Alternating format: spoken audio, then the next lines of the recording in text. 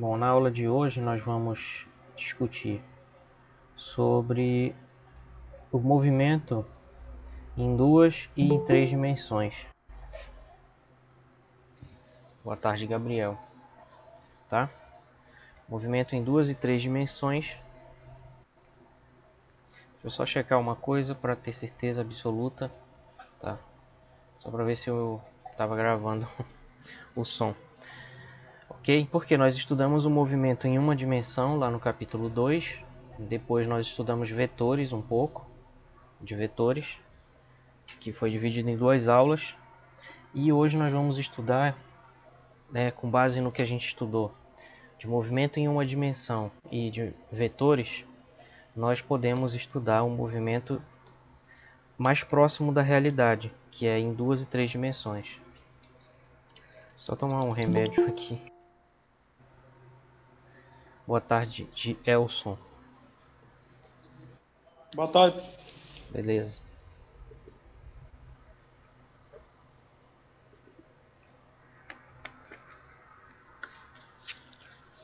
Tá. Então, vamos falar sobre posição e deslocamento. Boa tarde, Ana. Então, vamos falar hoje sobre posição e deslocamento, sobre velocidade e sobre aceleração, tá? E vamos fazer alguns cálculos aí de como é que se efetua isso, tá? Primeiro, a posição, são coisas que nós já estudamos para o movimento numa reta. Agora nós vamos estudar se o movimento acontecer num plano, ele vai ser bidimensional. Se ele acontecer no espaço, é tridimensional. Ok? Então, como é que a gente marca uma posição no espaço tridimensional, no espaço x, y, z? Boa tarde, Ana Clara. Como é que a gente faz isso? A gente faz assim, ó. Tem um sistema de eixos, como a gente fala, x, y, Boa tarde, professor. tudo bem? Que são x, y e z, né? Que são três retas perpendiculares entre si e organizadas desse jeito, assim, x, y e z, nessa ordem, né? E aí, esse ponto onde os três eixos se cruzam é a origem, como a gente já discutiu falando sobre vetores.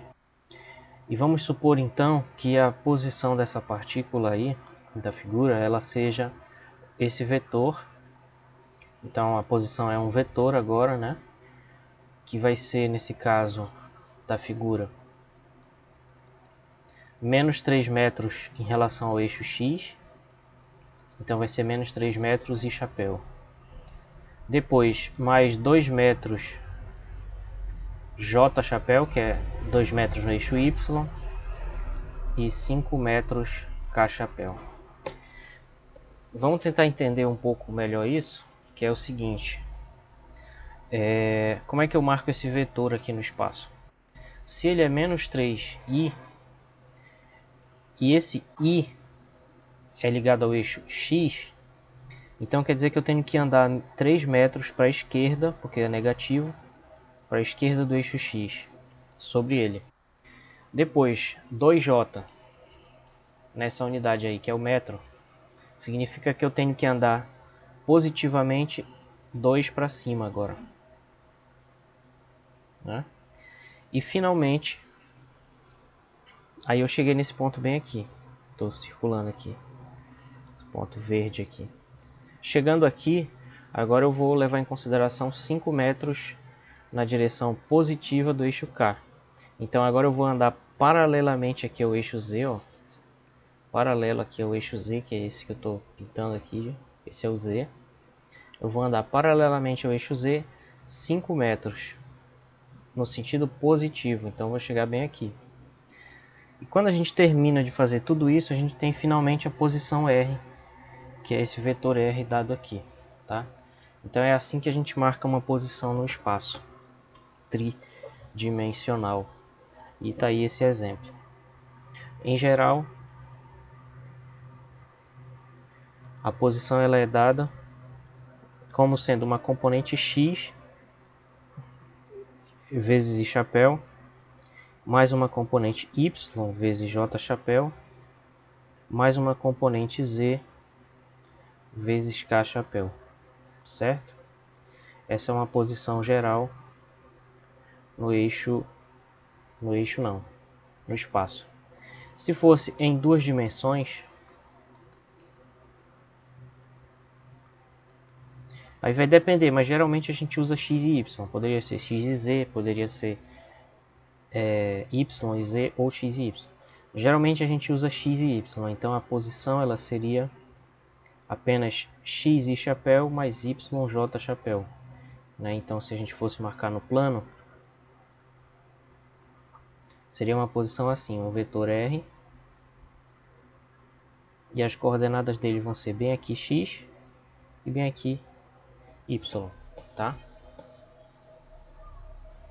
O deslocamento em 3D, ele é uma diferença de posições, tá?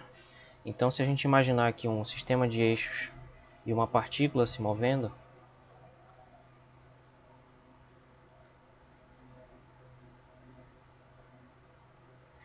então essa partícula, vamos imaginar que ela está se movendo, essa partícula, seguindo essa trajetória bem aqui, ó.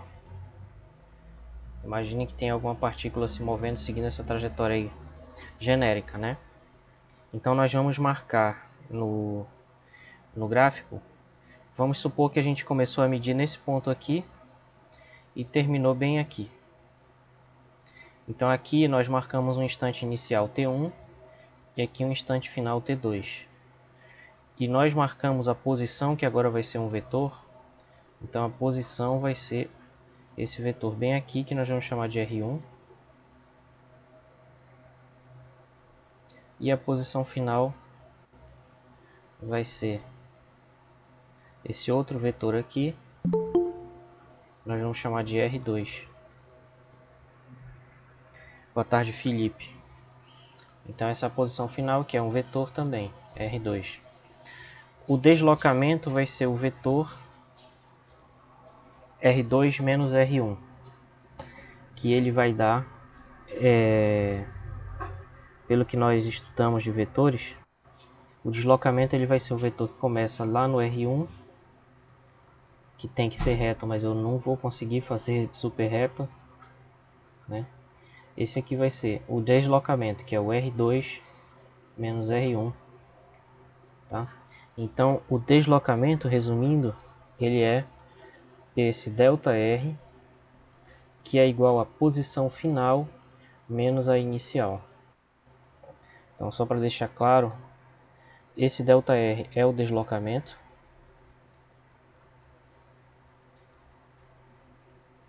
Esse R2 é a posição inicial, aliás, a posição final desse movimento. E o R1 é a posição inicial.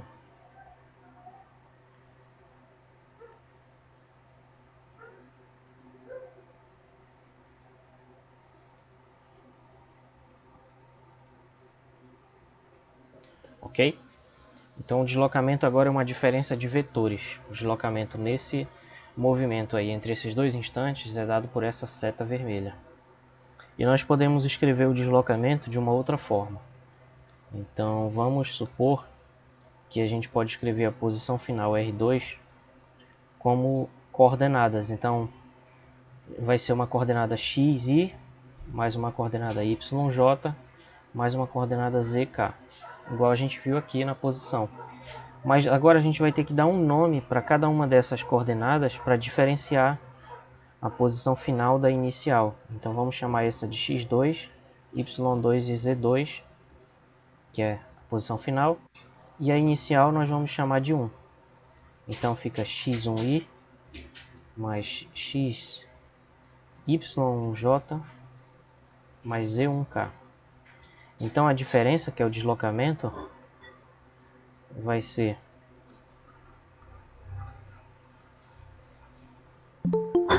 isso. Boa tarde, Gustavo. Então o deslocamento será posição final menos a inicial, uma diferença de vetores, como nós estudamos. Então fica a diferença entre esses dois vetores aqui.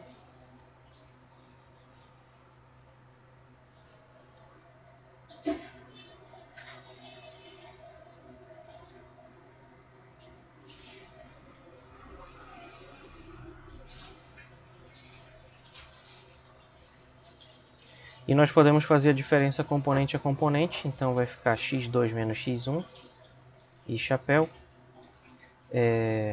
y2 menos y1j e z2 menos z1k. O que significa isso?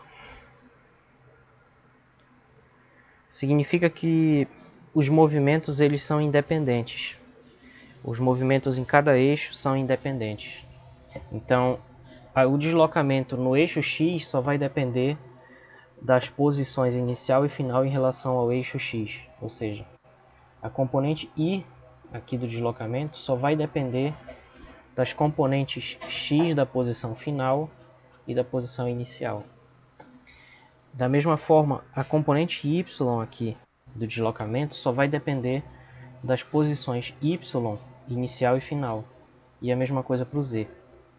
Então isso significa que se a gente olhar o movimento de lado, assim, deixando o eixo Y para frente, a gente vai poder ignorar as coordenadas do eixo Y porque elas são independentes.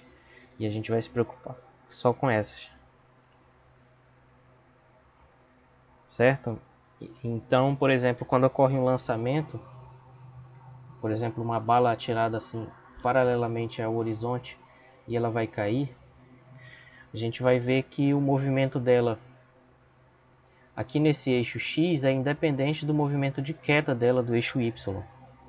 Então o tempo que ela leva para cair é o mesmo tempo que qualquer coisa leva para cair, porque o movimento de queda é determinado pela gravidade, certo? São independentes os movimentos no eixo X e no eixo Y.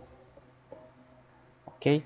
Então só para resumir aqui, o deslocamento vai ser então esse vetor ΔR, que vai ser um ΔX aqui, que é o x2 menos x1, vezes I chapéu, mais um ΔY, J chapéu, mais um ΔZ, K chapéu. Ou seja, é um deslocamento escalar para cada coordenada, que vai formar o deslocamento vetor.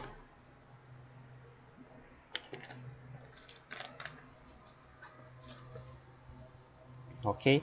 Vejamos então um exemplo lá do livro. Um coelho atravessa um estacionamento, uma situação bastante razoável e normal, né?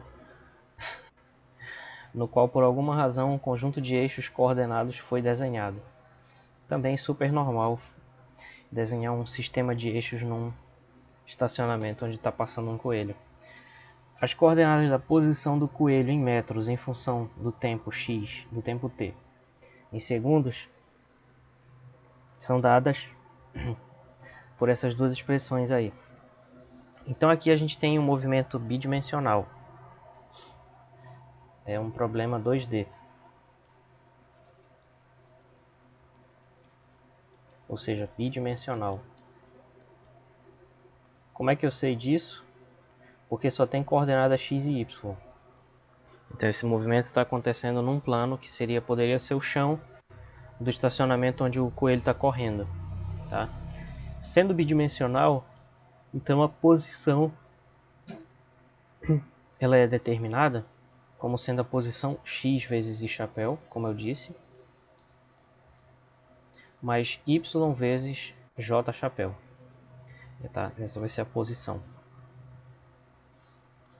Aí o problema pergunta, no instante t igual a 15 segundos, qual é o vetor posição r do coelho na notação dos vetores unitários e na notação que eu ainda não falei, mas eu vou falar agora, módulo ângulo, que na verdade são as coordenadas polares. Então essa posição r já está dada aqui, ela vai ser isso. Então o que a gente precisa calcular é o x de t quando t for igual a 15 segundos. Isso vai ser então 0,31 negativo vezes 15 segundos ao quadrado, pela fórmula aqui do problema, mais 7,2 vezes 15, mais 28, E após alguns cálculos, a gente percebe, sem olhar no livro, nunca, a gente percebe que isso dá 66 metros. Tá? Então essa é a posição X do coelho depois de 15 segundos. Vejam que talvez seja um pouco confuso para vocês isso aqui, então é bom a gente parar um pouco para pensar. A posição ela é dada pelo X e pelo Y, mas em eixos diferentes. Então, o quanto o coelho vai estar se movendo no eixo X é determinado por essa primeira equação. Tá? E o quanto ele vai se mover no eixo Y pela outra equação. Então, a gente deve calcular separado usando cada uma fórmula. Calculamos aqui a posição X, deu 66 metros. A posição Y,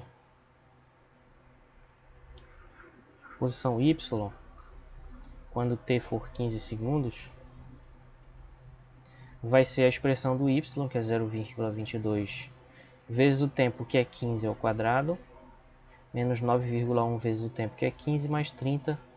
E efetuando esses cálculos sem colar do livro, como eu disse, dá menos 57 metros. Tá? Então essa é a posição do coelho depois de 15 segundos. Né? Essa posição ela é 66 metros no eixo X, então é 66 metros e chapéu, menos 57 metros J chapéu. Tá? Então essa é a resposta da posição do coelho. Agora, na notação de ângulos, a gente tem que calcular uma coisa aqui primeiro. Vamos ver primeiro a notação de ângulos. Tá. Então vamos ver primeiro isso daqui, antes de falar da questão do ângulo, que é o seguinte, ó, veja qual é a trajetória do coelho e a posição do animal para 6 valores de t. Então se a gente calcular 6 valores aqui, t igual a 0 vai dar esse ponto de posição, que é esse vetor bem aqui. Aí a gente marca esse ponto x. T igual a 5 segundos, vai dar esse ponto bem aqui, então a posição dele vai ser esse vetor. Mas estamos só marcando o ponto. Depois t igual a 10 segundos, o coelho vai estar bem aqui, se a gente calcular a posição vai dar esse vetor aqui. T igual a 15, vai estar bem aqui, 20, 25. E se a gente continuar, a gente vai perceber que a trajetória do coelho no plano, ela faz essa curva bem aqui. Certo? E aí forma essa curva verde que está aqui no gráfico. Na posição 15 segundos, nós vamos ver que esse ângulo aqui vai ser 41 graus. Vamos ver por quê. Tá? Mas o que importa nesse momento é que a posição que a gente calculou aqui agora, né, que é 66 metros no eixo X e menos 57 no eixo Y, ela está representada aqui por esse vetor azul. Porque é 66 no eixo X, então vai dar bem aqui, onde está, no eixo X, ó, que fiz aqui de vermelho. E no eixo Y vai ser essa parte roxa aqui, menos 57. Então vai apontar para baixo aqui no eixo Y. E aí quando a gente soma essas duas componentes, dá essa posição aqui do coelho. Que entendendo como um vetor, dá essa soma vetorial que dá esse vetor aqui do meio. Certo, pessoal? Deu para entender mais ou menos essa figura? Uma questão por enquanto?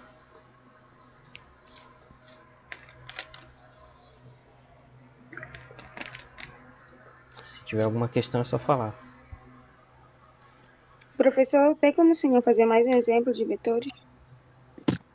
Sim, mas mais um exemplo de que exatamente? Sim. No caso de como calcular eles. Porque não ficou muito clara a ideia para mim. Uhum. Você está falando, por exemplo, esse aqui, de como sair daqui para montar esse vetor bem aqui? Sim, sim. Professor, também não ficou muito claro para mim essa soma aí que o senhor fez. Tá falando, para ti não ficou claro essa soma aqui dessa figura?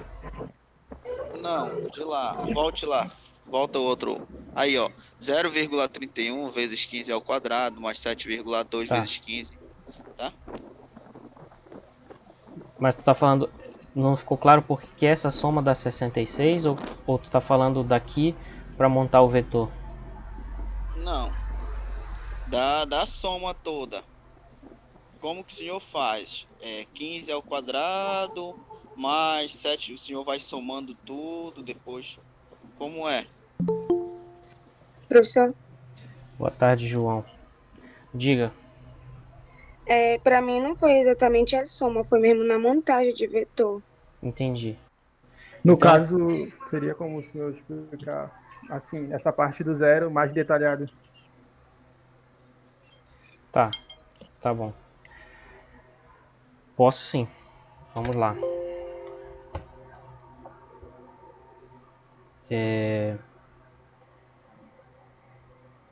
Tá. Deixa eu apagar isso aqui que tá ocupando muito espaço. É que é assim, ó.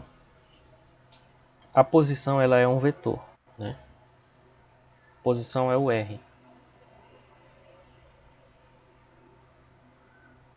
Essa daqui é a posição do coelho.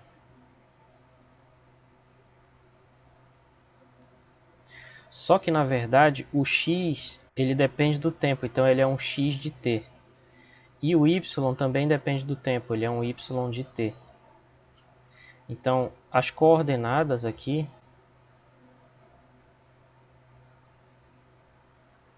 x e y são na verdade funções do tempo.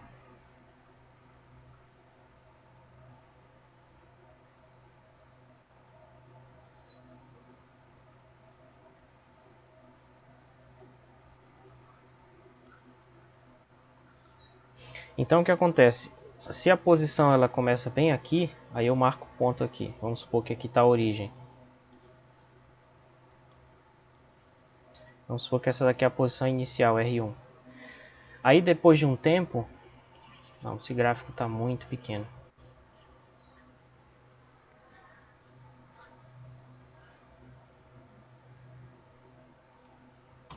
As posições dependem do tempo. Então, se fosse, por exemplo, x igual a 2t e y igual a t mais 1, vamos fazer uma tabela aqui de valores e a gente vai marcando as posições da partícula.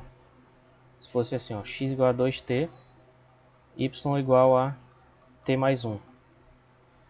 Né? Então vamos marcar aqui as posições e aqui o tempo.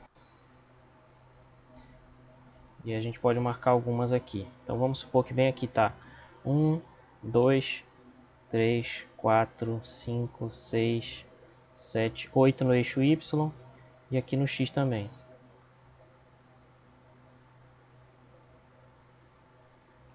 Tá? Então quando t igual a 0, a posição X vai ser 2 vezes o t igual a 0. Eu tenho que substituir o tempo para obter a posição. Então a posição vai ser x igual a 2 vezes 0, que é 0. Depois no y eu tenho que substituir o tempo também. Então o y agora vai ser um tempo t igual a 0, mais 1 que vai dar 1. Então para esse primeiro ponto, o t vai ser igual a 0, o x vai ser 0 e o y vai ser igual a 1. Então esse primeiro ponto vai estar bem aqui, ó. X igual a 0 e y igual a 1. Vai estar aqui. Essa bolinha amarela. Vai ser o nosso primeiro ponto que nós vamos chamar de posição, então vai ser o R1 pra gente. Tá? Daqui a gente tira aqui o R1. Vou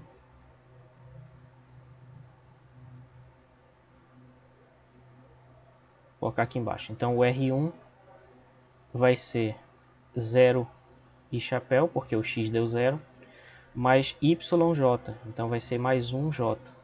Então o R na verdade vai ser só J chapéu. Agora vamos calcular um tempo t igual a 2 segundos, aqui, por exemplo. Então o x agora vai ser 2 da fórmula vezes o tempo t, que é 2 segundos, e vai dar 4. Já o y tem uma outra fórmula só para o y, então a gente substitui o tempo t igual a 2 no tempo lá do y. Então vai ficar y igual a 2 mais 1, que é 3. Então com isso a gente obtém uma posição número 2, um R2 aqui. Que vai ser sempre xi mais yj. Aí eu tenho que substituir o x, que é 4, então vai ficar 4i. E o y, que é 3, então vai ficar 3j.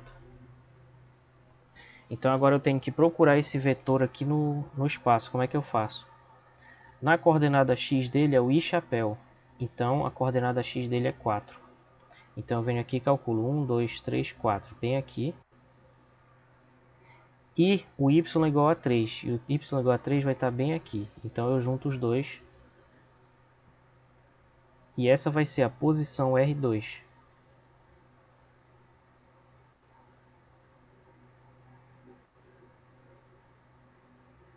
Certo? Agora vamos supor que eu diga agora t igual a 4 segundos.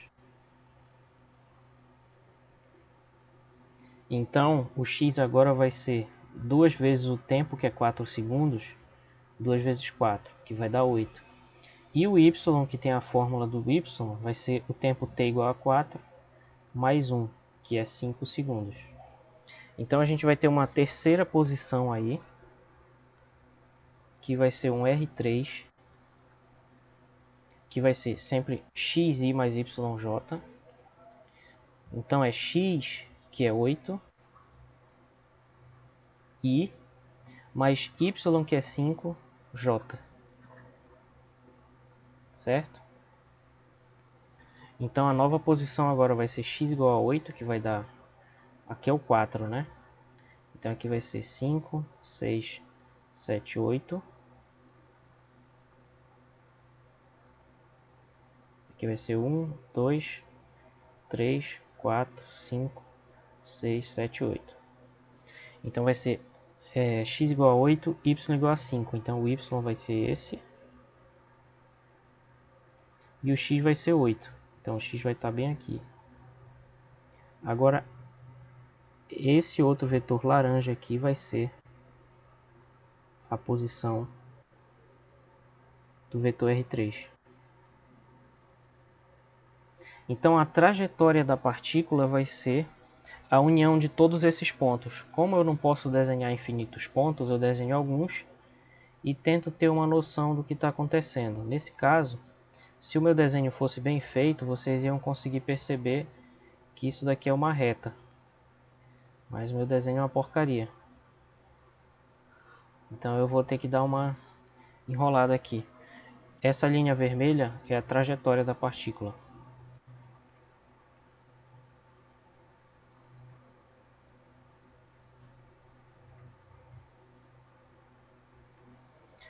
Então, pensando numa questão computacional,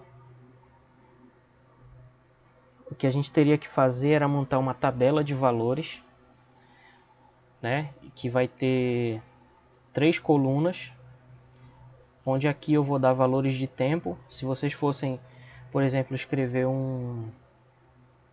uma pequena linha aí de algum programa que faça esses gráficos, né, vocês teriam que colocar aqui uma série de valores de t, né, pensando em quem estuda computação, poderia ser, por exemplo, 0, depois 0.1, 0.2, ou então com um passo ainda menor, 0, 0.01, 0.02, e aí vocês iam montando no computador uma tabela, digamos com 1000 valores, por exemplo, e aí iam plotar esses pontos e perceber que dá uma reta, entendeu? É mais ou menos essa a ideia. Mas por que é uma reta? Porque tanto aqui no x como no y, vocês percebem que são movimentos retilíneos uniformes, porque a posição ela é proporcional ao tempo. Tá?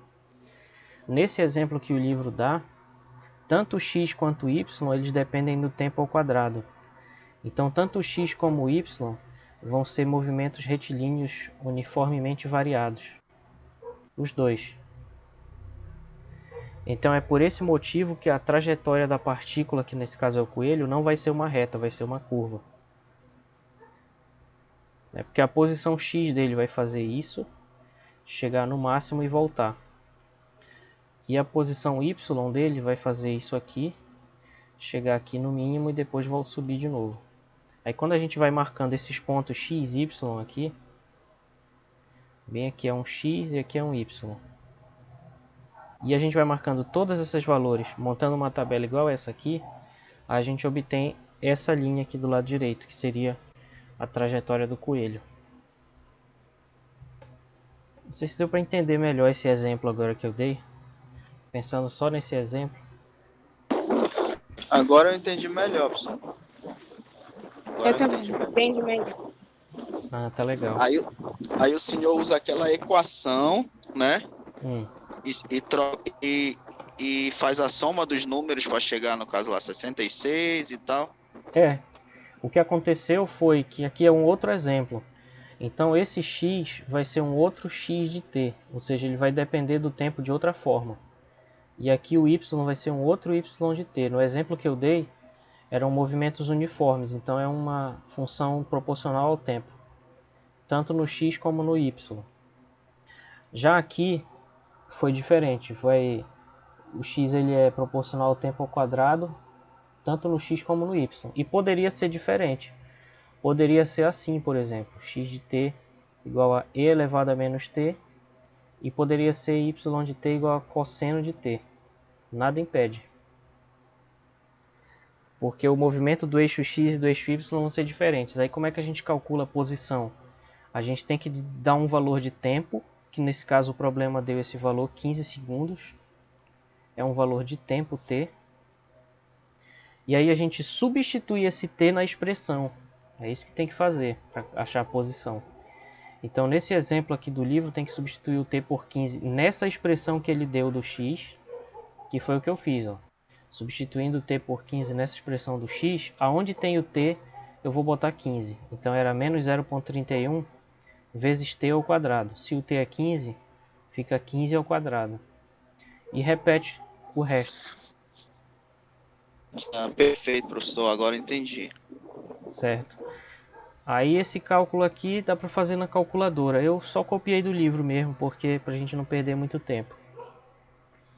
Porque eu sei que vocês sabem fazer essas contas aqui, então eu não vou ensinar vocês a multiplicar e tal. Mas tá aí.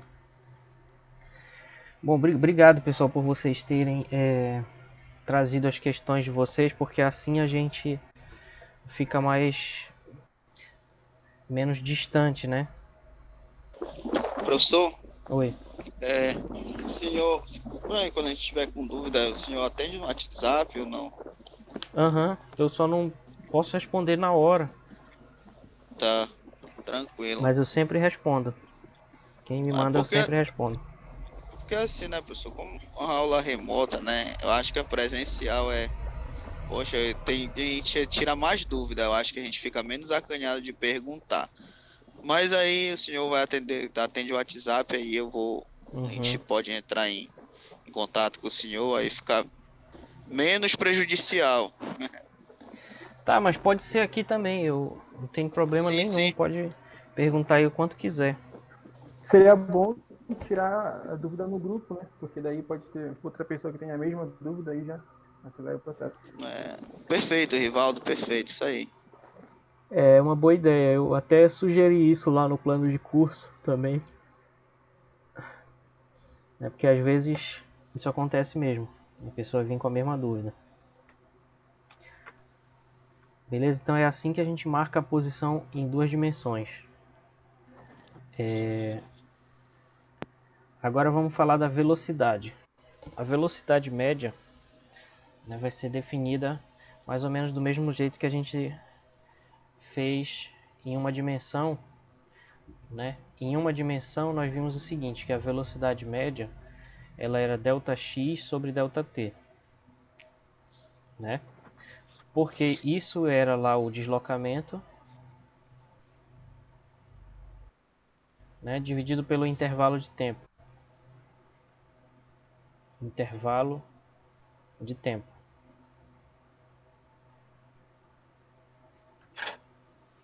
Então aqui em 2 ou 3 dimensões, sendo que 2 dimensões é um caso particular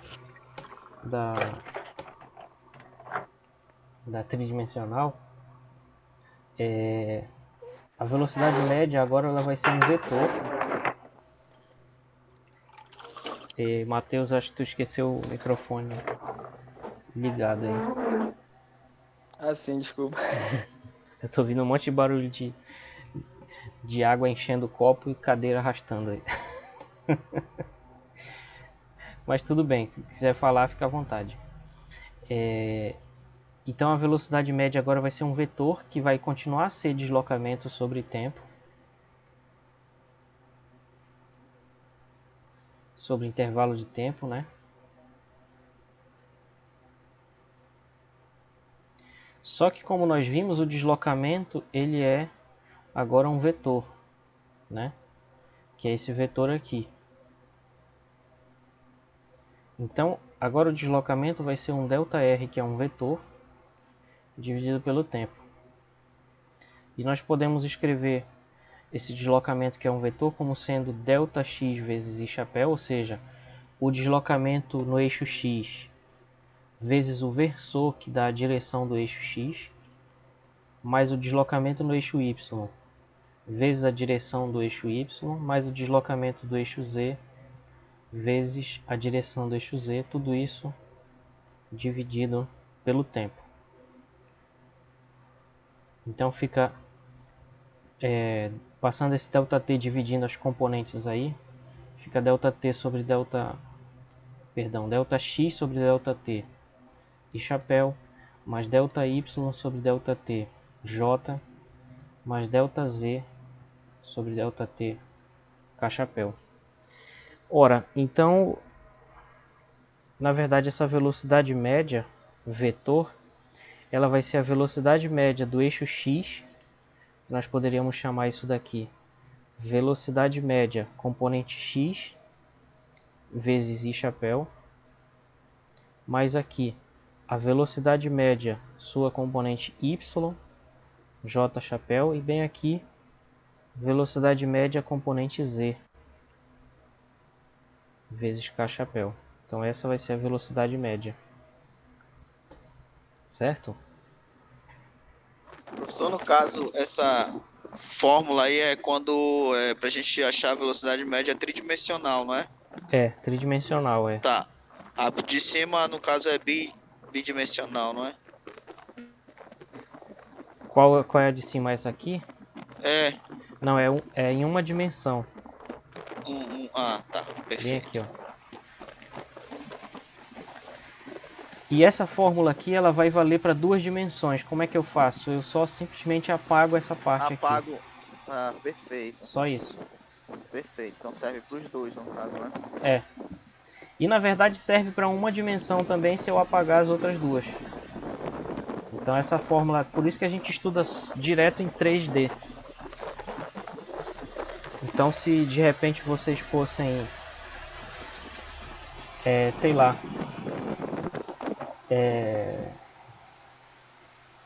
projetar como é que vai funcionar um jogo, por exemplo, né, o movimento de uma partícula num jogo, aí vocês teriam que escrever então a posição dessa partícula X, Y e Z. Porque o pessoal que programa jogos, eles pensam na física do jogo também, né? Nem sempre ela é tão realista, porque se for muito realista, às vezes não é divertido. Mas enfim, por exemplo, se fosse um joguinho aqui de plataforma que tem um bonequinho pulando, aí vocês têm que descrever, seria uma coisa bidimensional, se fosse um jogo de plataforma, então seria só X e Y. Aí vocês teriam que programar aqui como é que ele vai se mover no eixo X e como é que ele vai se mover no eixo Y, entendeu? É mais ou menos isso. Aí se fosse super, ultra, mega, hiper realista, a função aqui do eixo Y seria menos meio da gravidade vezes o tempo, né? Algo assim. Boa tarde, Irene. Tá? E o x teria que ser aproximadamente uma velocidade constante. Mas se vocês pensarem nos jogos de verdade, principalmente esses jogos de plataforma, o bonequinho ele pula e se você apertar para a esquerda, ele vai para a esquerda. Então, na verdade, a física do jogo não é 100% a nossa física aqui. Então, o que vocês teriam que fazer se estivesse programando um jogo, por exemplo, seria fazer esse X não ser exatamente um MRU, mas ele também está sujeito à possibilidade de mudar o sentido aqui, ou de ir mais rápido para um lado e tal. Então a velocidade, posição aqui, ela não vai depender só do tempo, mas também dos comandos, né? Enfim.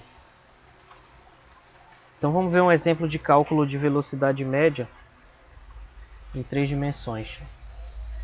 Vamos supor aqui que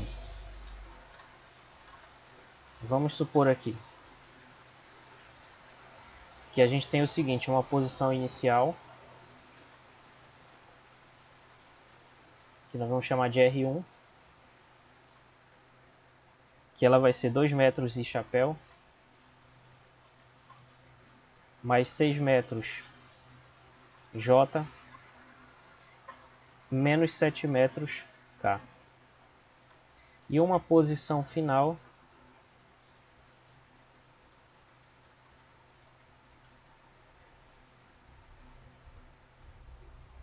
que vai ser um R2,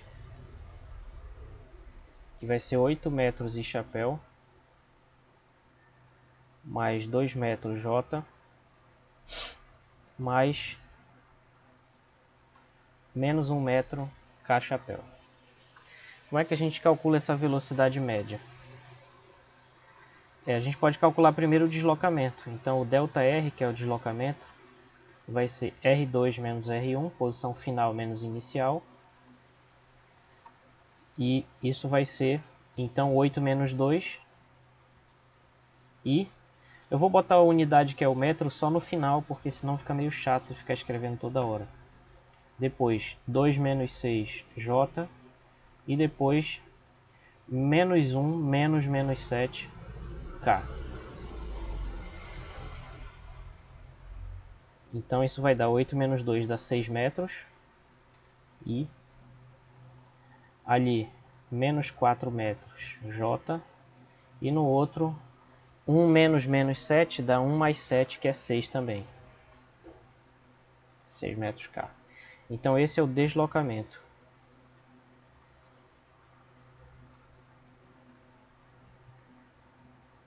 Então vamos supor que essa partícula saiu dessa posição inicial para uma posição final no intervalo de tempo ΔT igual a 10 segundos. Calcule a velocidade média. Então a velocidade média vetorial, ela vai ser o deslocamento ΔR vetor. Boa tarde, Patrick. Dividido pelo tempo. Então vai ser 6 metros e chapéu, menos 4 metros J, mais 6 metros K. Tudo isso dividido por 10 segundos.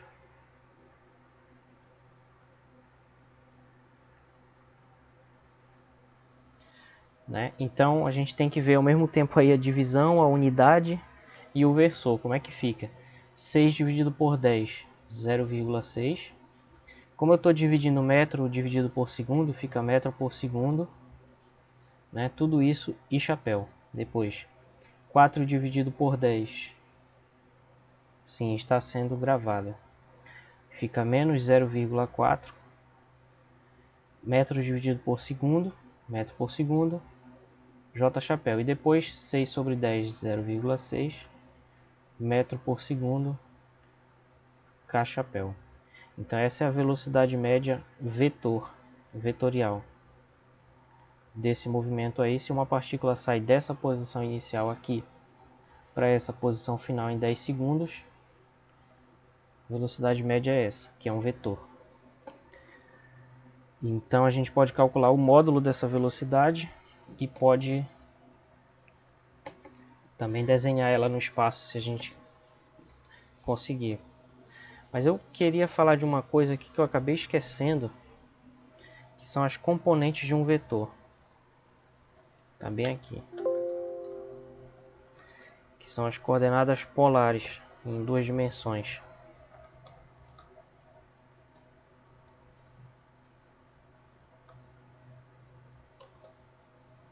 certo? Que só valem para 2 dimensões. Então, em 2 dimensões, se a gente tem um sistema de eixos aqui, x, y, e a gente tem um vetor r, vou chamar esse vetor de r, vou fazer maior. Então vamos dizer que as coordenadas dele são x e y aqui. Então no eixo x elas vão ser uma coordenada x e no eixo y, y. Tá? As coordenadas polares nós vamos escrever o vetor em termos do ângulo que ele faz com o eixo x. Esse ângulo aqui nós vamos chamar de θ, tá? E o módulo desse vetor que nós vamos chamar de r. Então nós vamos chamar de r o módulo desse vetor r, que pela fórmula que nós já estudamos vai ser raiz quadrada de x ao quadrado mais y ao quadrado, tá? E em função do θ, que na verdade nós precisamos caminhar mais um pouco para entender quanto dá esse θ. Então daqui nós vamos escrever um triângulo, né? Olhando aí a situação, nós percebemos que tem um triângulo aí, onde aqui a diagonal mede r, que é o módulo desse vetor, a altura mede y e a base aqui mede x. Vocês conseguiram perceber esse triângulo? Seria esse triângulo bem aqui.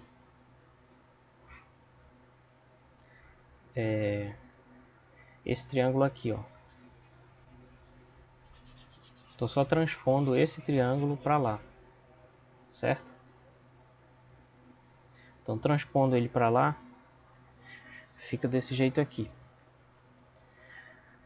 Onde bem aqui está o ângulo θ. Então, se a gente calcular o seno desse ângulo θ, a gente vai ver que ele dá o cateto oposto, que é y, dividido pela hipotenusa, que é r. Certo? Seno é cateto oposto pela hipotenusa, porque isso é um triângulo retângulo. E aí, se eu multiplicar cruzado, eu vejo que na verdade o y é igual a r vezes seno de θ. E é importante essa relação. Agora, se a gente calcular o cosseno, né, o cosseno desse ângulo θ, ele é o cateto adjacente dividido pela hipotenusa. Então ele é x sobre r. O que significa que o x, multiplicando cruzado, o x é igual a r cosseno de θ. E essas são as coordenadas polares. Então, se eu sei que um vetor ele forma um ângulo θ aqui com eixo x, e eu sei o módulo desse vetor, eu posso calcular x e y através dessa fórmula. Vamos ver um exemplo.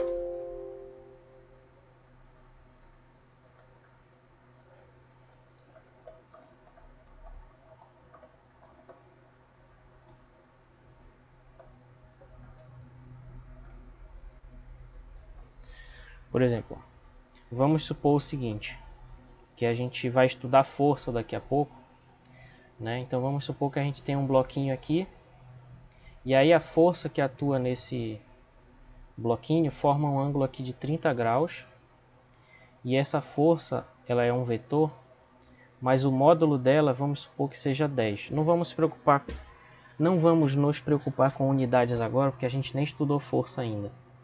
Mas a pergunta é essa daqui. Quanto valem as componentes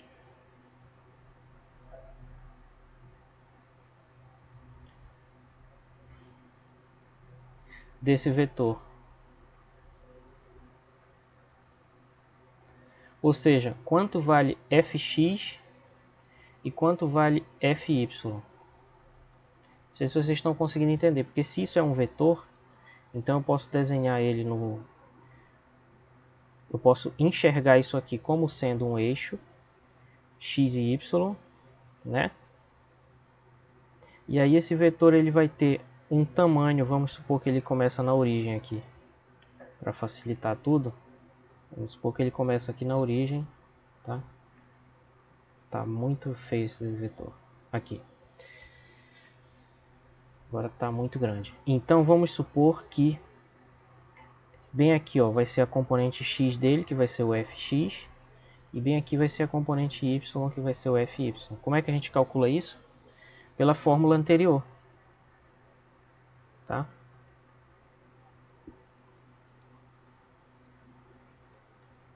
Pela fórmula anterior, a componente x de um vetor é igual ao módulo dele, que nesse caso é f, vezes o cosseno desse ângulo θ. E a componente y é igual ao módulo desse vetor vezes o seno desse ângulo θ. Então a gente pode calcular essas duas componentes assim. Se o módulo desse vetor é 10, então a componente x vai ser o módulo dele, que é 10, vezes o cosseno do ângulo, é cosseno de 30 graus. E o cosseno de 30 graus é raiz de 3 sobre 2. Então fica 10 vezes raiz de 3 sobre 2, que é 5 raiz de 3. Certo? A componente y vai ser o módulo dele, que é 10, vezes o seno desse ângulo. O seno desse ângulo é meio. Então fica 10 vezes meio, que é 5.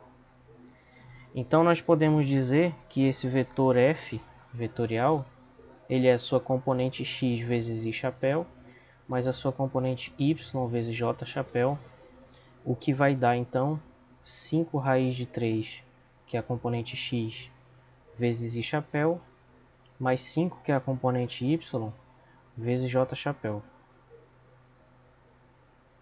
E esse vai ser o vetor. Deu para acompanhar um pouco esse exemplo aí, pessoal?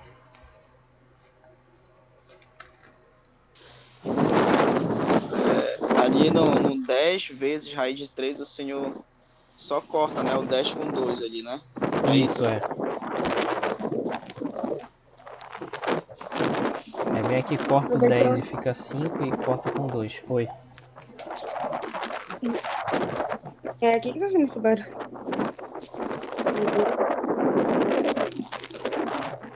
Esse aqui é o Diogo. Professor, depois que eu fizer do Y e do X, depois tem que somar os dois.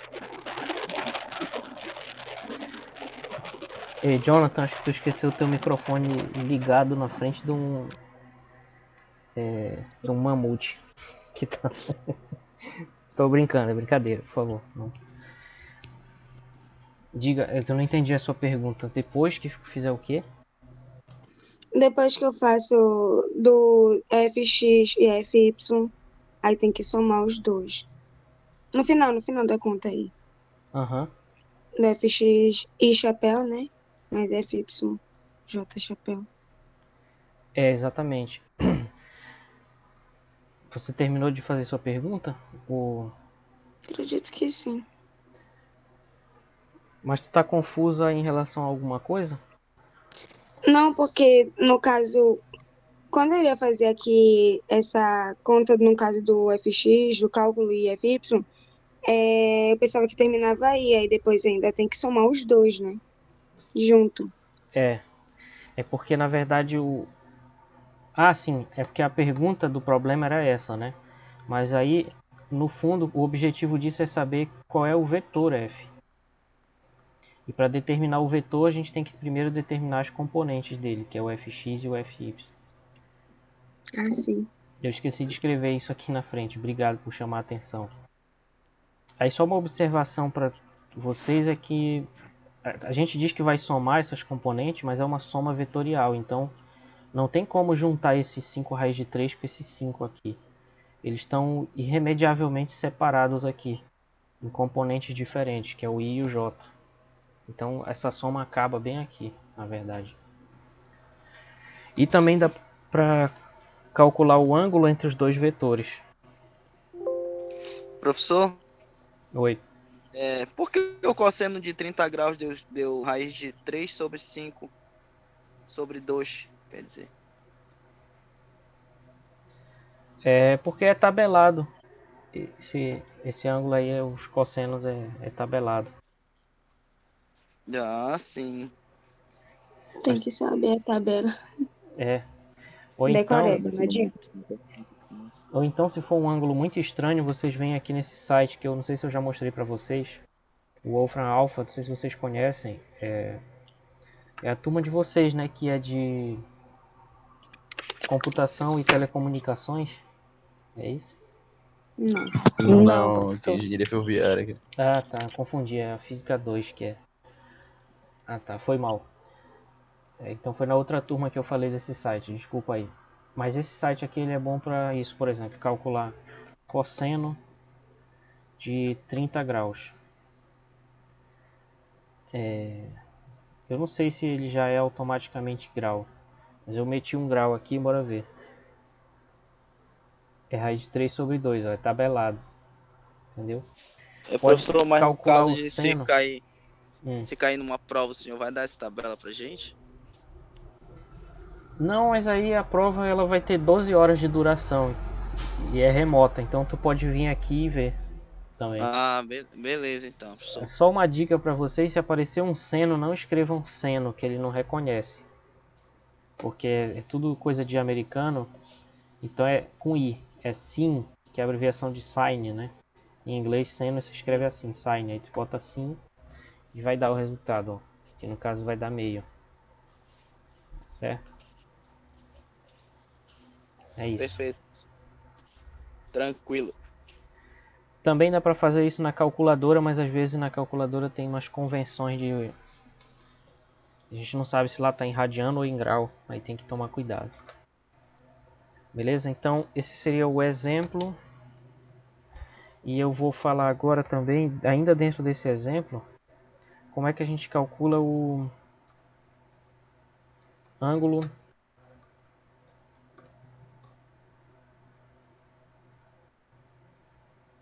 θ, né? Como é que a gente calcula esse ângulo θ aí? Então vamos pegar esse mesmo exemplo que eu dei aqui desse vetor. Vamos supor que a gente só conhecesse o vetor. Como é que a gente calcula esse ângulo θ? Entendeu? Vamos fazer a pergunta inversa agora. Tá?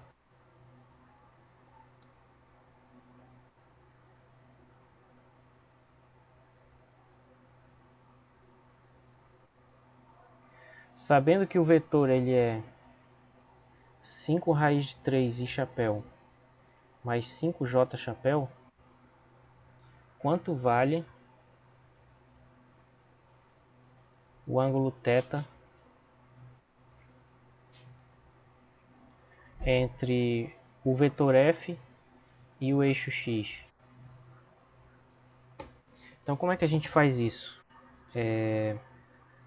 Tá aqui o vetor f, né?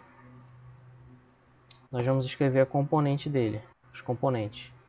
Então os componentes são fx aqui, fy aqui e aqui está o ângulo θ. E nós temos essa relação aqui entre o módulo e ele, né? Então nós sabemos que fx, que é a componente x dele, é o módulo desse vetor, que nós vamos chamar de f vezes cosseno de θ, e fy é esse vetor vezes o seno de θ.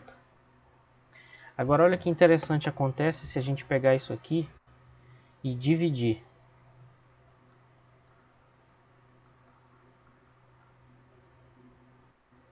Fy dividido por fx. Olha só o que vai aparecer. Se a gente pegar fy, não sei se dá para enxergar bem esse roxo aí. Dá para enxergar direito?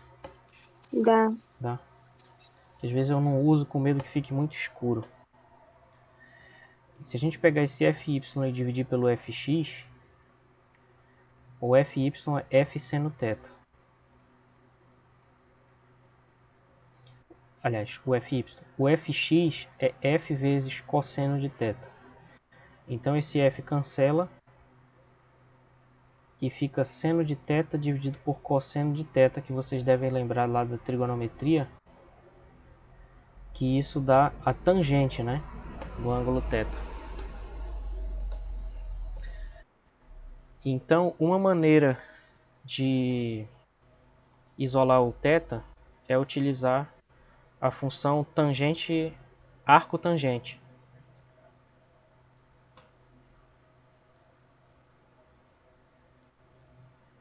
Já ouviram falar na arco tangente?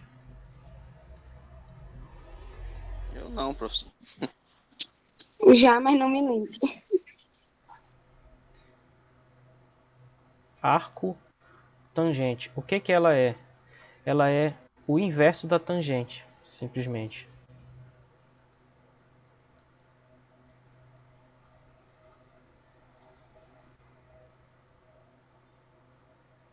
Então, se ela é definida assim, ó, se a tangente do ângulo θ,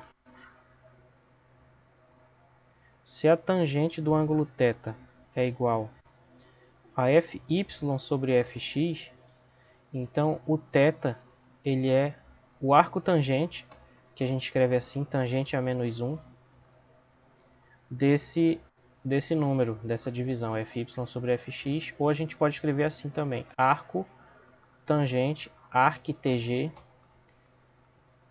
de fy sobre fx. Desculpa, foi mal, deu um arrotão aqui. E aí, como é que a gente faz isso nesse exemplo? Vou já mostrar para vocês como é que calcula isso. Tá, então, nesse exemplo, como é que a gente aplica essa fórmula no exemplo lá? Então, no exemplo, o f ele é 5 raiz de 3 e chapéu mais 5j, certo? Então, isso significa que fx é 5 raiz de 3 e fy é 5. Tá certo mesmo isso, né? A gente calculou aqui, né? Então tá certo. Tá certo. Então a tangente, a fórmula vai nos dar isso aqui, então. Opa. A fórmula vai nos dar isso aqui, que o ângulo θ, ele é o arco tangente de fy sobre fx. Então é 5 dividido por 5 raiz de 3. Aí corta o 5 com 5, né? É o arco tangente de 1 sobre raiz de 3. Se a gente racionalizar lá dentro, fica assim. É o arco tangente. Para quem não lembra da racionalização, vou escrever aqui do lado. Ó. 1 sobre raiz de 3 eu posso multiplicar por raiz de 3 em cima e embaixo. Não precisa disso aqui tudo, na verdade, tá? Eu estou fazendo só para ficar mais evidente. E embaixo fica raiz de 3 vezes raiz de 3, que é 3. Então isso é arco tangente da raiz de 3 sobre 3. E como é que a gente calcula isso? Pode calcular lá no Wolfram Alpha. Vou mostrar para vocês. Só que lá no Wolfram Alpha não é assim, arctg, não é assim que escreve. Tem que botar arc com A maiúsculo, depois tan, com N, assim, arctan. Eu acho que vai reconhecer, vamos ver. E aqui a gente coloca a raiz de 3, como é que a gente bota a raiz de 3? É barra? Não, não é barra. É SQRT de 3. Por que SQRT? Porque isso é a raiz quadrada em inglês. SQ é de square, né, que é quadrada, e RT de root. Então é square root, raiz quadrada de R, tudo isso dividido, não é R não, é 3. Raiz quadrada de 3 dividido por 3. Vamos ver se dá um resultado bom.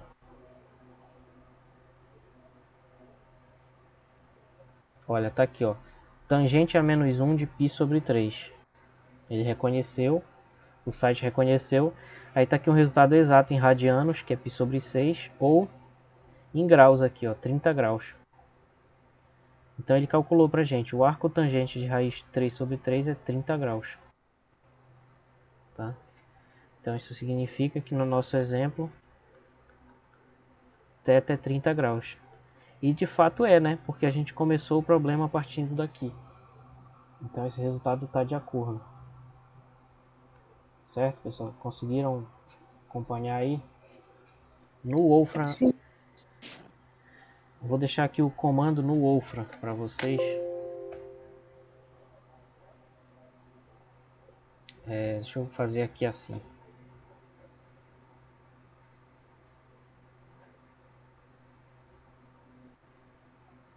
Escrever assim. Ó, no Wolfram Alpha é desse jeito aqui, ó. É arc tan, aí entre colchetes sqrt de 3 sobre 3. É esse comando aqui. Certo? Então fica aí o comando para vocês. Arctan sqrt de 3 sobre 3. Para vocês calcularem isso. Por que eu estou falando isso? Porque no livro tem um exemplo lá que vai dar menos 41 graus. Tá? Esse exemplo aqui do livro, nessa posição inicial aqui, para calcular esse ângulo desse vetor, que vai ser a componente y, que é menos 57, né? Dividido por 66, se vocês derem uma olhada no livro, vai dar menos 41 graus. E como é que a gente sabe disso? Porque se a gente vier aqui e em vez de raiz de 3 sobre 3 a gente colocar menos 57 dividido por 66, vai dar aproximadamente menos 41 graus. Ó, tá bem aqui, menos 40,82, tá? E o livro arredonda para menos 41. Então, deem uma olhada lá no exemplo do livro, tentem aplicar essa fórmula bem aqui, ó. Essa fórmula aqui.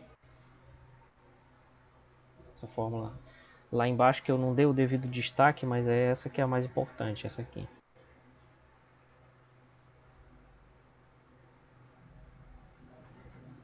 O ângulo θ é calculado usando essa fórmula aqui.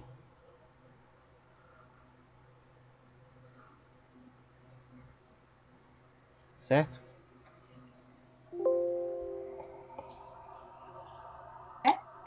Professor, Oi? volta lá aquele slide último. Só um instantinho. Esse aqui? Na verdade é esse mesmo, né? Não, o que faz, o que mostra a fórmula do teto. Boa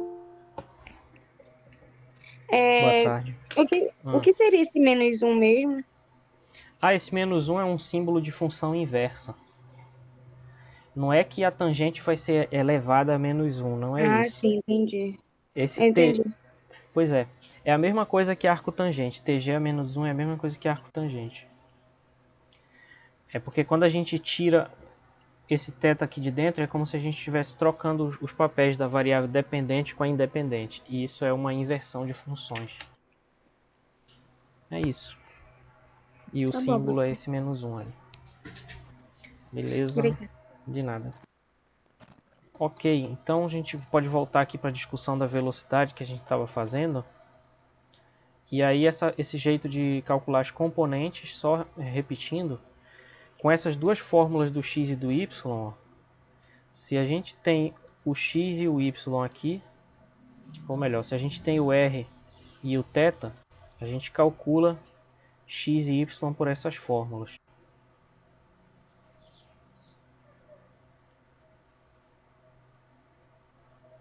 Agora, se a gente tem o x e o y, a gente calcula o r através dessa fórmula aqui, que já é conhecida, e a gente calcula o θ através dessa fórmula circulada de amarelo aí embaixo. Certo? Então dá para sair tanto do xy para o rθ, como dá para sair do rθ para o xy usando essas fórmulas aí.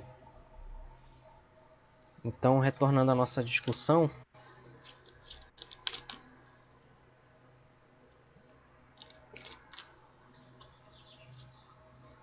bom, vimos a velocidade média, calculamos um exemplo. A velocidade instantânea vai ser um limite. Então, assim como em uma dimensão a gente saiu da velocidade média, que era ΔX sobre ΔT, e a gente foi para a velocidade instantânea, que é o dx dt, que é a derivada. E em 3 dimensões a gente vai fazer a mesma coisa, só que agora vamos sair da velocidade média, que é um vetor.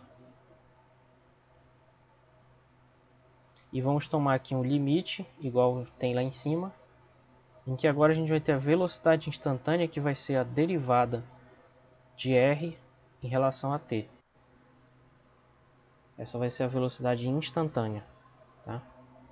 Que também é uma derivada. Agora, como o r, na verdade, ele é uma função x de t vezes i, mais uma função y de t vezes j, mais uma função z de t vezes k, então a velocidade, que é o dr dt, ela vai ser a derivada desse r aí. Então ela vai ser a derivada de xi mais yj mais ek, que eu omiti a dependência em t aqui, mas ela está implícita, né? Então isso vai ficar a derivada de cada termo multiplicado pelo respectivo versor. Ou seja, dx dt i chapéu, dy dt j chapéu, dz dt k chapéu. Certo? E essa velocidade, dada por essa fórmula, ela é sempre tangente à trajetória. Então, isso é uma questão que tem a ver com o limite e a diferença das posições que dá o deslocamento. Não vou ter tempo de explicar para vocês, mas é muito importante vocês saberem que a velocidade ela é sempre um vetor tangente à trajetória. E eu vou exemplificar isso dessa forma. Vamos imaginar que esses círculos aí representem 2 movimentos circulares, obviamente. Então é a trajetória de uma partícula. E vamos supor que no ar ele está se movendo no sentido anti-horário. Então essa partícula está fazendo isso aqui, ó. Essa partícula, não importa muito onde ela começa, vamos só imaginar que ela está desenvolvendo esse movimento circular aqui eternamente, certo? Se ela tiver com uma velocidade constante, o vetor nunca vai mudar de tamanho, mas ele muda de direção.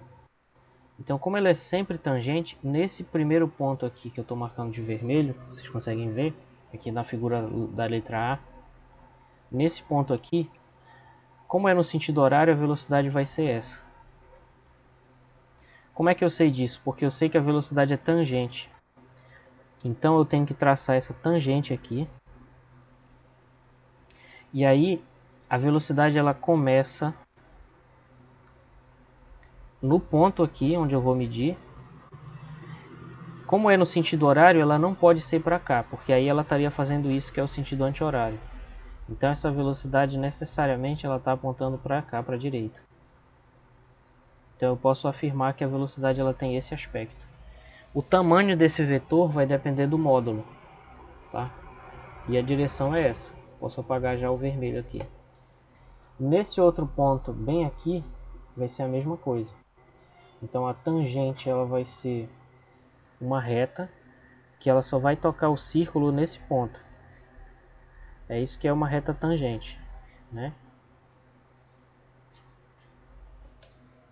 Então a velocidade da partícula nesse ponto ela vai ser tal que ela vai estar no sentido horário, então ela não pode apontar lá para cima, porque senão ela estaria fazendo isso. Então ela tem que apontar para baixo. Então a velocidade vai estar bem aqui. E assim por diante, acho que vocês já pegaram a ideia. Nesse ponto aqui a velocidade vai ser tangente ao círculo e vai apontar para lá. Nesse outro ponto ela vai ser assim. E assim por diante, bem aqui em cima, desse jeito, tá? Esse vai ser os valores das velocidades nesses pontos particulares aqui. Claro que não dá para desenhar todas. E se a partícula agora se move no sentido anti-horário, que é esse aqui, então a velocidade ela vai ser tangente bem aqui, mas só que no sentido anti-horário. Então ela vai ter esses aspectos aqui, a velocidade nesses pontos. ou nesse outro ponto aqui intermediário assim, nesse outro assim. E o tamanho desses vetores eu não tenho como saber a menos que seja dado mais informações. Certo, pessoal? Deu para entender mais ou menos? Sim, Então, professor. eu não sei se vocês já ouviram a expressão sair pela tangente, mas imaginem que bem aqui, isso daqui a gente está vendo de cima, uma pessoa que amarrou uma pedra numa corda e está fazendo assim, está girando. Imaginem que vocês estão vendo isso de cima. Se a corda se romper, para onde é que a pedra vai? Bom, se ela se romper exatamente nessa posição, a pedra vai embora para cá, porque ela vai sair pela tangente. Entendeu? Por que eu sei disso? Porque é aqui que a velocidade instantânea da pedra está na hora que o fio se rompeu, né? Como a gente vai discutir depois falando da primeira lei de Newton também. Então é interessante ter essa noção de que a velocidade é sempre tangente à trajetória.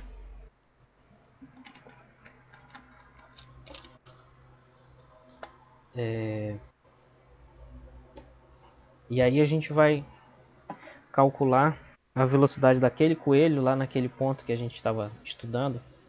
Mas antes eu vou só pegar uma água aqui, peço que vocês me aguardem 2 minutinhos aí.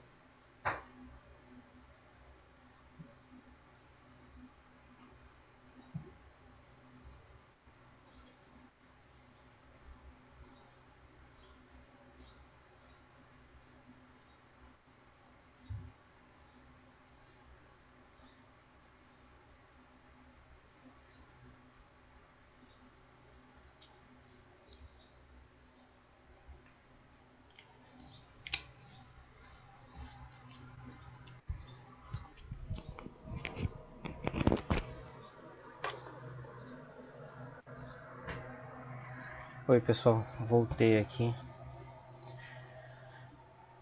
Então, como é que a gente pode calcular a velocidade desse coelho nesse ponto? Que seria no instante t igual a 15 segundos. Então a gente tem que lembrar que as posições x e y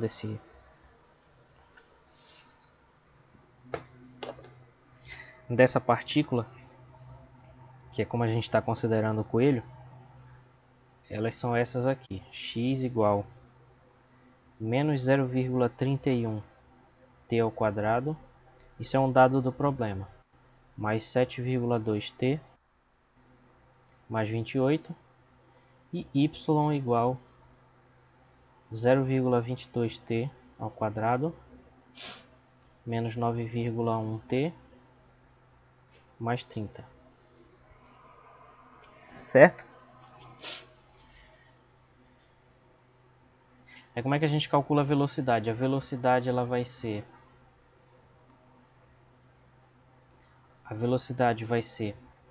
a derivada da posição r dt, que nós vimos que é a mesma coisa que dx dt e chapéu, mais dy dt j chapéu. Então nós temos que primeiro calcular essas derivadas aqui, dx dt e dy dt, e só depois de calcular é que a gente pode substituir o tempo por 15 segundos. Então primeiro nós derivamos x e y.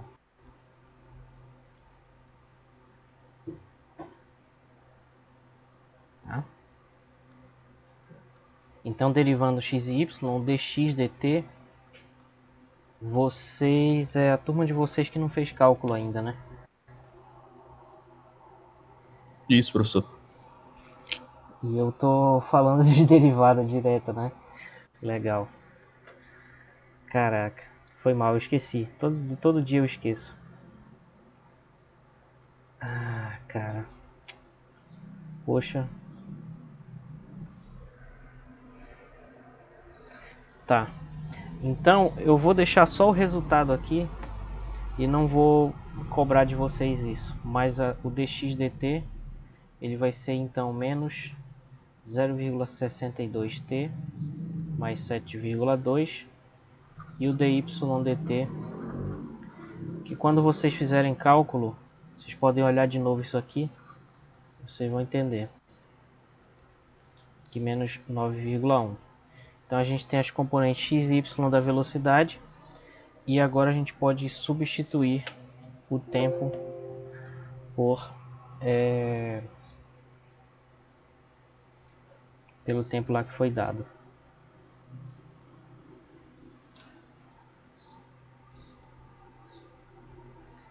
E aí depois nós substituímos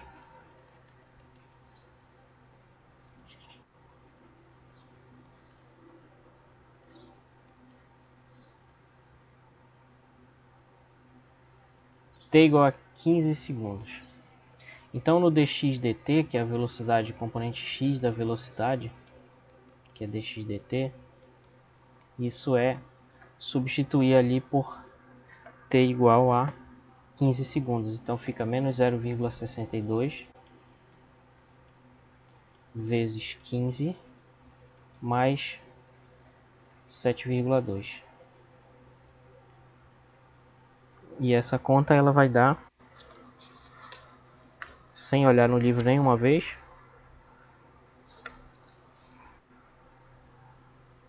ela vai dar menos 2,1 metros por segundo. E da mesma forma a gente pode calcular o VY, que vai dar menos 2,5 metros por segundo, e com isso obtemos a velocidade vetorial aqui, que vai ser então menos 2,1 metros por segundo e chapéu, e menos 2,5 metros por segundo j chapéu. E aí quando a gente plota isso aqui no gráfico, a gente sabe que essa é a posição do coelho, porque a gente calculou essa posição lá no primeiro exemplo. Aí a velocidade dele vai ser esse vetor vermelho que está aqui. Como é que a gente sabe disso? Porque a componente x dele vai ser menos 2,1. Então ela vai estar negativa no eixo x, apontando para cá. E a y vai ser negativa em relação ao eixo y, então ela vai estar apontando para cá, para baixo. Então a vetor velocidade vai ser a soma desses vetores, que eu posso escrever como sendo esse vetor que está aqui. Certo? Então esse é o vetor velocidade instantânea do coelho no instante t igual a 15 segundos.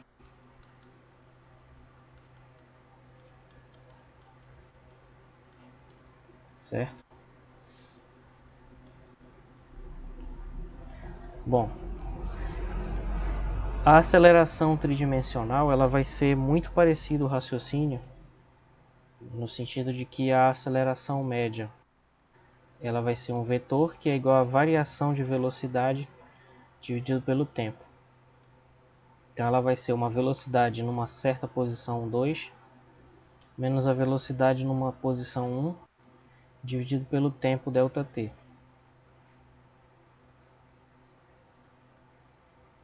Certo? E assim a gente pode calcular a aceleração média. A aceleração instantânea, ela vai ser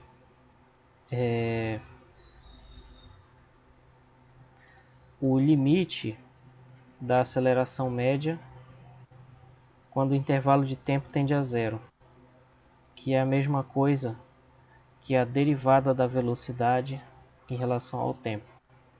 Tá? Então eu sei que vocês não estudaram, então eu vou deixar isso só indicado aí, não vou cobrar de vocês essa fórmula. Então a componente da aceleração, ela vai ser também componente de um vetor que vale todas as regras de vetores que a gente já estudou.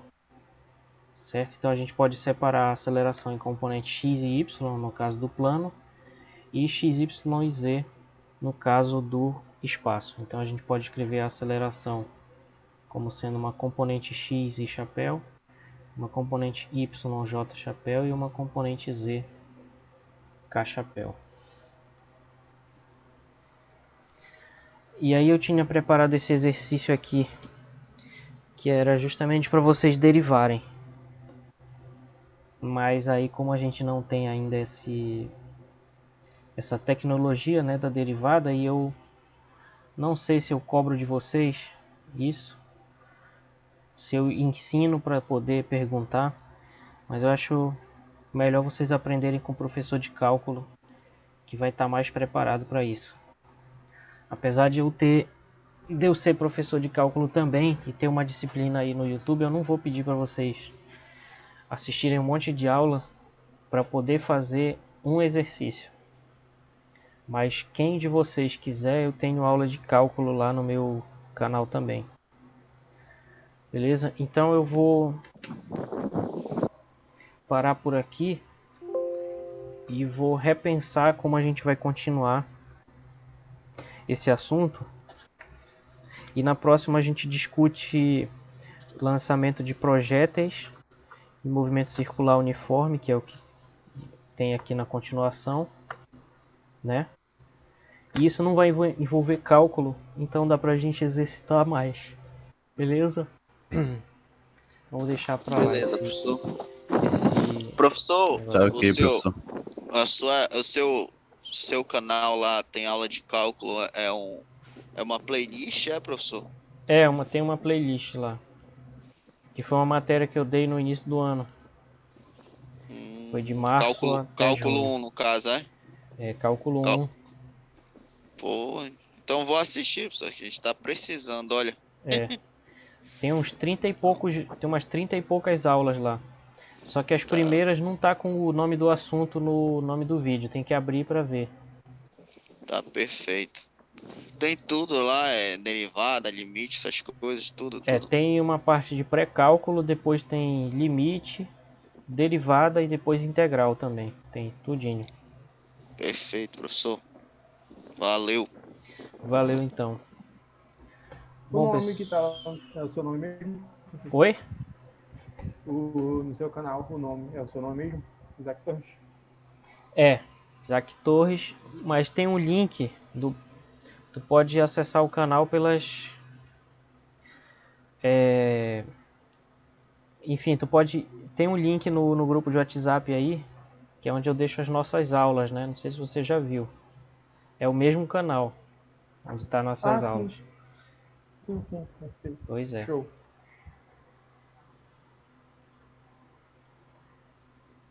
Esse canal aqui. Dá pra ver ele externamente aqui. Dá pra ver as playlists. Só que eu não quero abrir aqui porque tem coisas pessoais aqui que eu não quero mostrar pra todo mundo. De jogos e não sei mais o que. Mas a gente pode abrir externamente aqui que é mais fácil.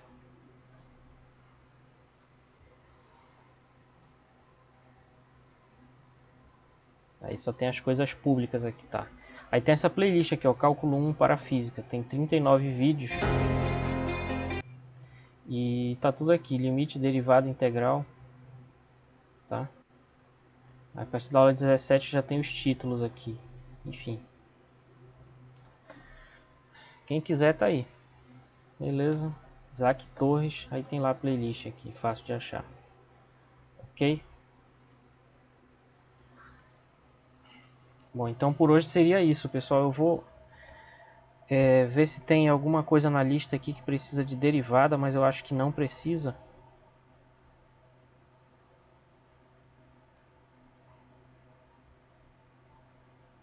Eu acho que não tem nenhuma questão aqui que precise de derivada integral. Então dá para vocês fazerem aí acompanhando as aulas, tá bom? Então a gente prossegue na sexta-feira. Aí eu já queria falar para vocês que eu estava pensando em marcar 2 reposições aí, porque na semana que vem eu não vou poder nem na quarta e nem na sexta. Aí eu queria saber se tem problema para vocês mudar para o dia 22 e para o dia 29, que são 2 segundas-feiras. 1 da tarde.